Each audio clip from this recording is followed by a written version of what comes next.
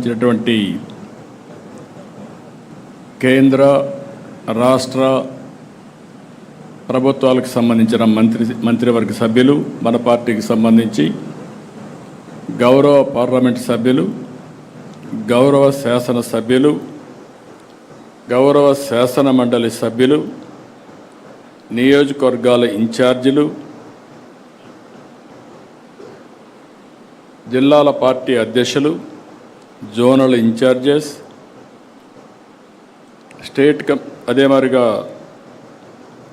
అన్ని నియోజకవర్గాల్లో అబ్జర్వర్స్ అయినటువంటి నియోజకవర్గ అబ్జర్వర్లు, వీళ్ళందరినీ ఈ కార్యక్రమానికి మనం ఆహ్వానించాం. ఒక విధంగా చెప్పాలంటే ఇది ఒక ప్రత్యేకమైన కార్యక్రమం. ఫోకస్ అప్రోచ్ తీసుకోవాలనే ఉద్దేశంతోనే ఎవరైతే పదవుల్లో ఉన్న వారిని ఆహ్వానించి ఈ కార్యక్రమాన్ని ఏ విధంగా లాస్ట్ మైలుకి తీసుకుపోవాలనో మీ అందరికీ చెప్పడమే కాకుండా దీన్ని అమలు చేయడం కూడా విత్ ప్రిసిషన్ అండ్ పర్ఫెక్షన్ చేయాలనే ఉద్దేశంతోనే ఈ కార్యక్రమానికి శ్రీకారం చుట్టాం. ఈరోజు మన ప్రభుత్వం వచ్చి సంవత్సరం అయింది. ఏడాది పాలన నిర్ణయాలు, కార్యక్రమాల్ని, పథకాలని, పనుల్ని, విజయాల్ని ప్రజల్లోకి తీసుకెళ్లేందుకు సుపరిపాలన తొలి అడుగు మొన్నే తలపెట్టాం.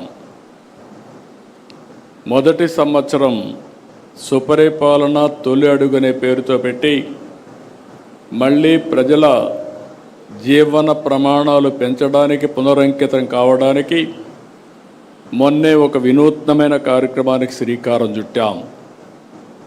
ప్రజాప్రతినిధులు, అధికార యంత్రాంగం ఇద్దరు కూడా దగ్గర 2000 మందితో ఒక కార్యక్రమానికి శ్రీకారం చుట్టి ఈ సంవత్సరం ఏం చేశాం, రాబోయే సంవత్సరం ఏం చేయాలి, 5 సంవత్సరాల్లో మనం ఏం చేయబోతున్నాం, 2047కి రాష్ట్రాన్ని ఏ విధంగా ముందుకు తీసుకుపోతామో ఒక నిర్దిష్టమైనటువంటి టార్గెట్స్తో ఆ కార్యక్రమంలో చర్చించాం.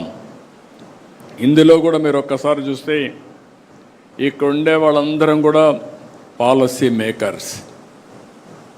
ఇటు శాసనసభలో చట్టాలు తేవాలన్నా, పార్లమెంట్లో చట్టాలు తేవాలన్నా ఇక్కడ మనకు ఒక ప్రత్యేకత ఉంది. ఇక్కడ అసెంబ్లీలో మనం ఒకసారి చూస్తే మనం ఒక ఎన్డీఏ గవర్నమెంట్లో ఉన్నాం. కూటమి ప్రభుత్వం ఉంది. ఈ కూటమి ప్రభుత్వం